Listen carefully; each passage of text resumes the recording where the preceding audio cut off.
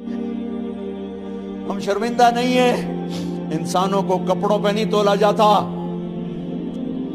آج کا میرا دیس کا مالدار اتنا فقیر ہو گیا ہے، اتنا چھوٹا ہو گیا ہے کہ وہ اپنا تعارف کروانے کے لیے 50 لاکھ کی گھڑی لیتا ہے، 6 لاکھ کا جوتا لیتا ہے۔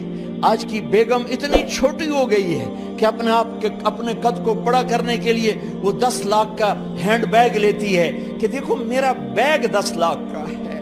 ارے میری بہن، تو 10 ٹکے کی بھی نہیں رہی اگر تو نے بیگ سے اپنے آپ کو بڑا بنایا۔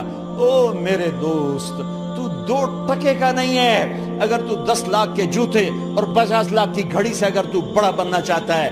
ارے اس دھوکے سے نکلو۔ برینڈڈ برینڈڈ برینڈڈ، کہاں جا رہے ہو؟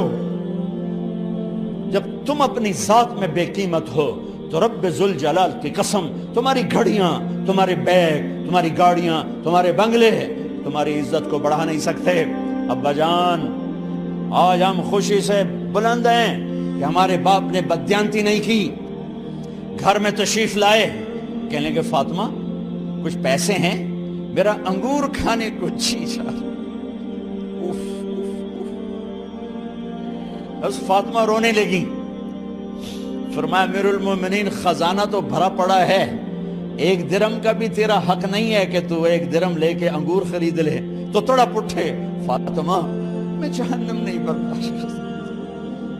وہ میرے بھائیوں جو دن رات سود میں پھنس چکے ہو، جو دن رات جوئے شراب میں پھنس چکے ہو، کیسے اللہ کے سامنے سرخرو ہو کر کھڑے ہو گئے؟ ایک رات گھر میں تشریف لائے، بچیاں، بیٹیاں، منہ پہ ہاتھ، کپڑا رکھا، دوپٹہ رکھا منہ پہ، اور بات کریں۔ آپ نے پوچھا ارے کیا ہوا تمہیں، یہ منہ پہ کپڑا کیوں رکھتے ہو؟ تو خاموش ہو گئی، لیکن گھر کی خادمہ رو پڑی۔ کہا امیر المومنین، آج آپ کی بیٹیوں نے کچا پیاز توڑ کے اس سے روٹی کھائی، سالن کھائی، اور میرے آج کا تاجر کہتا ہے جھوٹ نہ بولوں تو کاروبار کیسے؟ میرا افسر کہتا ہے رشوت نہ لوں تو گزارا کیسے کروں؟ تو عمر بن عبدالعزیز پھس پہ ہچکیوں کے ساتھ روئے کہ میری بچیوں، میں تمہیں بڑے اچھے کھانے کھلا سکتا ہوں اور میں جہنم کی آگ برداشت نہیں کر سکتا۔ بھائیو، اس بندے نے اپنے آپ کو ذبح کر دی، اللہ کو راضی کرنے کے لیے ذبح کر دی، اپنے ذات کو، اپنے جذبات کو، اپنے احساسات کو۔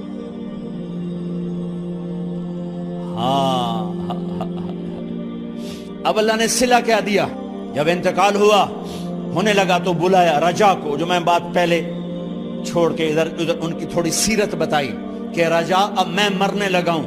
عبد الملک کالا ہو گیا تھا، ولید کالا ہو گیا تھا، سلیمان کالا ہو گیا تھا۔ یہ کیوں کالے ہوئے تھے؟